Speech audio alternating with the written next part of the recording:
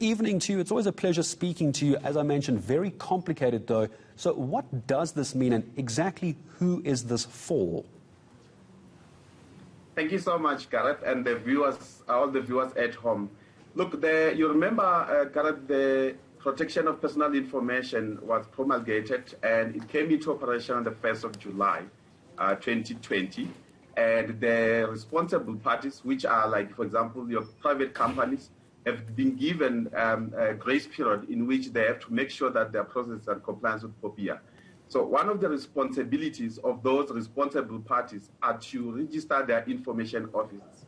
And obviously the question that one may ask is that who is the information officer?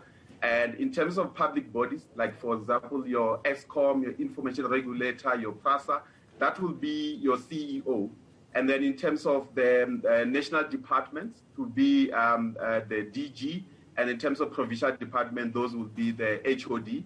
And for the municipalities, those will be the municipal managers. So in other words, all those people need to be registered with the Information Regulator. So the regulator indeed have issued the guidance note. And this guidance is intended to ensure that people understand what are the responsibilities of the responsible party, what are the responsibilities specifically of the information officers and the deputy information officers.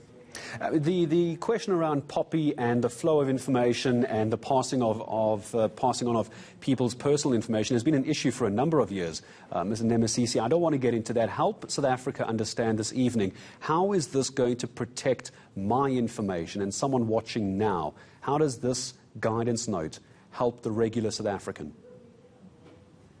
In other words, once the guidance note was issued yesterday, so it's available on our website. So it means, because there's a requirement under the Protection of Personal Information that the responsible parties need to register their information officers. Everybody needs to be registered with the regulator, and that registration will take place from the 1st of May. We are developing the system, as you have indicated, and that system will automatically, when you register, you will get an automatic certificate of registration which will reflect the name of the responsible party, the name of the information officers, and if you have a deputy information officer, because it's not an obligation that you must appoint or designate a deputy information officer, but if responsible parties have a deputy information officers, they have to register those deputy information officers. And the reason why we have to register the deputy information officers is that those are the people who assist the information officer. So they assist the CEO, because the CEO may not be able to run day-to-day processing of personal information. So those deputy information officers are those people who assist him, and therefore they need to be registered, because we need to know who is actually assisting the CEO.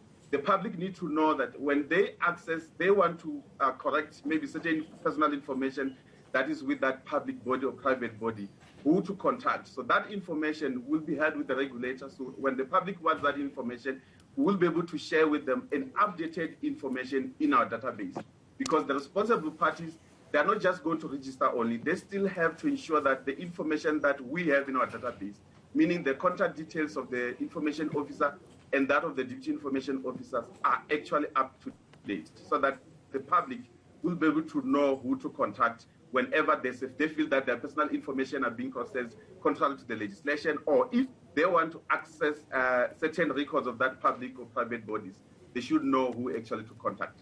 So apart from knowing who to contact and what their responsibilities are, speak to me, if you could, Mr. Nemasisi, about the obligations and liabilities. This is an incredibly important role for someone to register for. They are holding all of our personal information, whether you're involved with them or not, and they have access to sensitive personal information. So what are the kind of liabilities that someone is charged with when they take on a position such as this? Thank you so much for that question. And that's the most critical. Once the legislation prescribes an obligation, non-compliance, especially with regard to the regulator, which has so much powers. We have much power similar to that of the commission, like, for example, your state of capture commission. So if anyone does not comply with an obligation imposed in legislation, the regulator has an enforcement committee. So if this is the committee which will adjudicate any matter brought to it, and the enforcement committee will make a recommendation to the regulator. The regulator will then take a decision in the form of enforcement notice. So once the notice is issued and non-compliance with that notice constitutes an offense, the criminal offense, and once they said you do not comply with the enforcement notice, the regulator may then going to issue what we call administrative fine of up to 10 million for non-compliance with the enforcement notice. So it's therefore important for every public body, private bodies, to ensure that they register their information officer with the regulator from the 1st of May to avoid those administrative fines that we can impose. And also, it's not only administrative fines. So if you do not want to pay administrative fines, the regulator may decide to refer the matter to the court. And therefore, that attracts criminal liability. For example, the court can impose both fine and imprisonment. And those are the liabilities that one may incur if they don't comply with this requirement.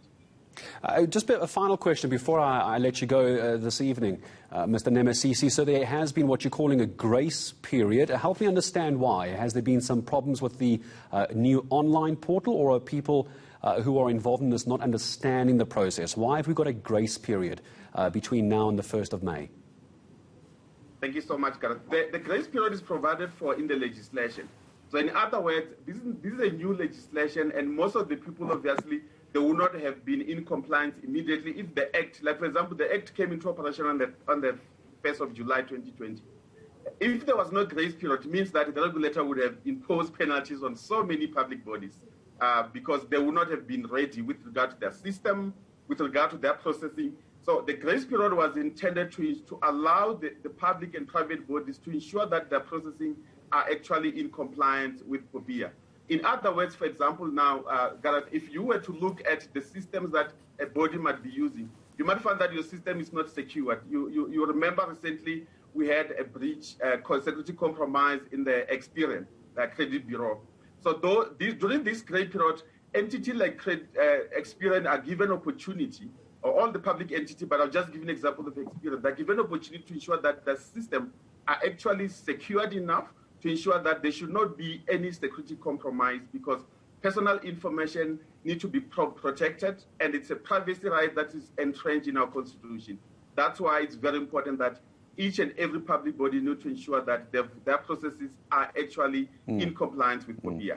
I appreciate your time in explaining why it's also so very important. I appreciate your time in speaking to us this evening, making sense. The grace period ends 1st of May. Joining me from the Information Regulator, Mr. Unsobedzeni Nemasisi, about the changes, the guidance note for the registration of information officers, essentially the people that handle our personal information under the POPIA Act, that grace period in place until the 1st of May this year.